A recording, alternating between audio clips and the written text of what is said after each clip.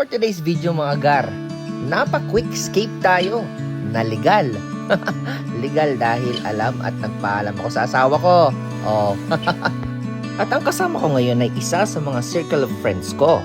Maliit na circle lang to, pero solid to guys.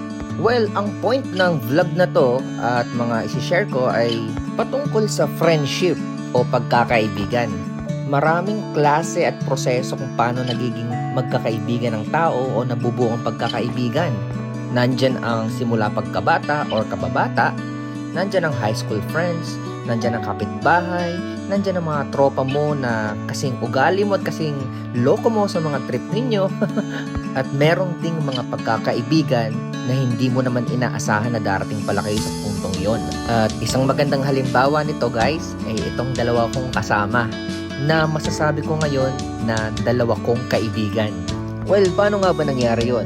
Hindi na natin i-detalye ang lahat, pero sa halos 2 taon na nakilala ko sila ay masasabi kong mabuting kaibigan sila. Sa totoo lang, hindi naman natin kailangan talaga ng kaibigan, lalo't kung meron tayong pamilyang mapagmahal at nandyan para sa atin palagi. Pero isa kasi to sa nature talaga ng tao na kailanman hindi talaga natin pwedeng mapigilan. Ang pagkilala sa iba't ibang klase ng tao at sa mga pag-uugali ng mga ito ay isang dahilan kung bakit nagkakaroon tayo ng mga kaibigan. At syempre, pag nagtagpo kayo ng pag-uugali at mga gusto at mga ginagawa, automatic, magkaibigan kaagad kayo nun. Lahat ay pwede nating ituring na kaibigan. Pero ano nga ba talaga ang tunay na kaibigan, guys? Well, siguro marami pa rin ang merong kanya-kanyang opinion at definition ng totoong kaibigan. At para sa akin, ang tunay na kaibigan ay hindi mo lang nakakasama sa saya. Nakakasama mo rin sila sa hirap, sa lungkot.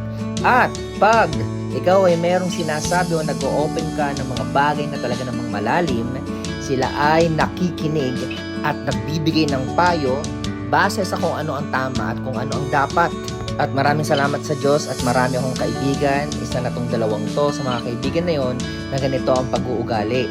Kaya naman hindi ako pwedeng magreklamo talaga kahit napakaraming hindi maayos na ugali sa paligid, ay nasa tabi ko naman ang maayos at mapagmahal kong pamilya at mga kaibigan na katulad ng mga to. Not to mention, marami pa akong kaibigan na katulad din nila guys. Hindi man tayo mapalad sa ibang bagay, pero ito pa lang guys, sobrang blessing na to ang mapaligiran ka ng mga taong katulad nito, especially ang pamilya ko. And last guys, dahil gabi na kami nakarating kagabi, hindi namin napakita yung lugar at ito nga pala yon ngayong umaga. So that's all guys, salamat sa panonood, goodbye!